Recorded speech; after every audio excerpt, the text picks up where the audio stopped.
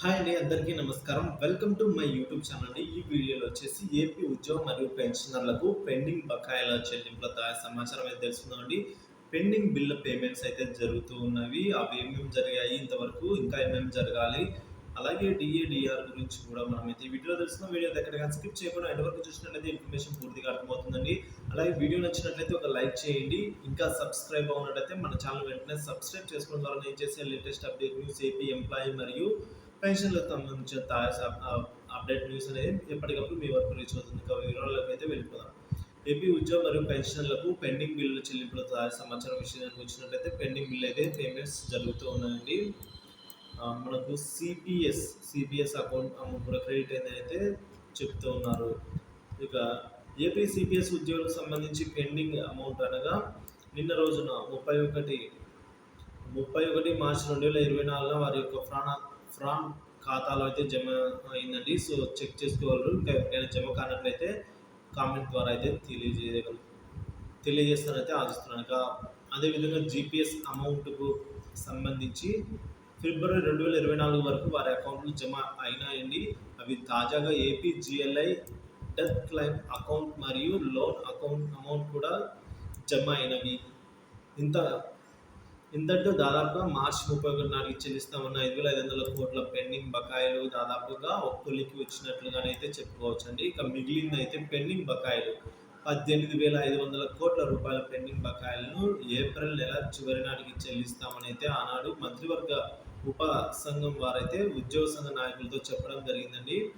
వాటిని కూడా చెల్లిస్తామని నిన్న ఏపీ ఎన్జిఓ అధ్యక్ష ప్రధాన కార్యదర్శులు పత్రికా ప్రకటన ద్వారా అంటే తెలియజేయడం జరిగింది. ఇది అండి ఇప్పటివరకు ఉన్న సమాచారం. ఇక ఇప్పటివరకు జమ అయిన వాటి గురించి సమాచారం అండి. ఇంకా జమ కావాల్సిన డిఏడిఆర్ అరియర్స్ ఎస్ఎల్స్ గురించి అయితే మనము ఈ వీడియో తెలుసుకుందాం. ఇక డిఏడిఆర్ ఎస్ఎల్స్ విషయానికి వచ్చినట్లయితే ఉద్యోగులకు మొత్తం 185 నెలల డిఏ అరియర్స్ అయితే పెండింగ్లో ఉన్నాయండి. వీటిలో 54 నెలల డిఏ అరియర్స్ను అనగా జూలై 2020, జనవరి 2020, జనవరి 2021 ఇవి కరోనా సాకుతో అయితే మాఫీ చేశారండి.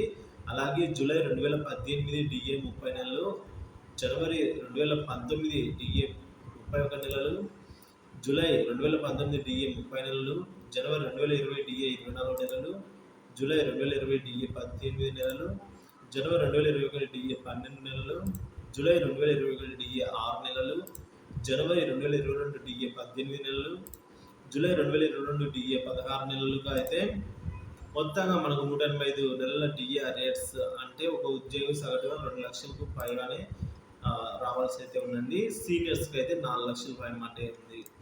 వీటిలో కరోనా సాగుతూ 54 నెలలు డిఏడిఆర్లు అరియర్లుగా మిగిలిపోయినా కూడా రిటైర్మెంట్ సమయానికి అయితే కనుక రిటైర్మెంట్ నాటికి ఇస్తామని 11వ పిఆర్సీ పే ఫిక్సేషన్ సమయంలో చెప్పడం జరిగిందండి.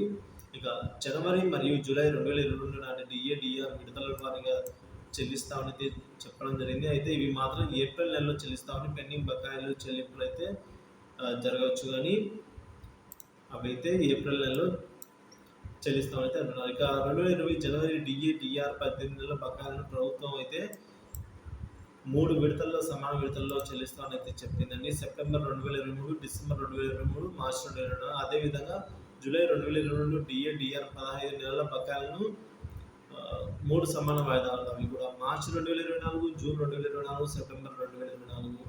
అనగా ప్రభుత్వం ఏప్రిల్ నెలలో చెల్లిస్తామని చెప్పిన బకాయిలను చెల్లించినట్లయితే ఈ 2022 జనవరి, జూలైకి సంబంధించిన అరియర్స్ మాత్రమే చెల్లించవచ్చండి. సో డిఏడిఆర్ బకాయిలకు సంబంధించి చాలామంది అయితే ఈ విధంగా అడుగుతున్నారండి. వాటి గురించి చెప్పండి, ఎస్ఎల్స్ గురించి చెప్పండి అయితే.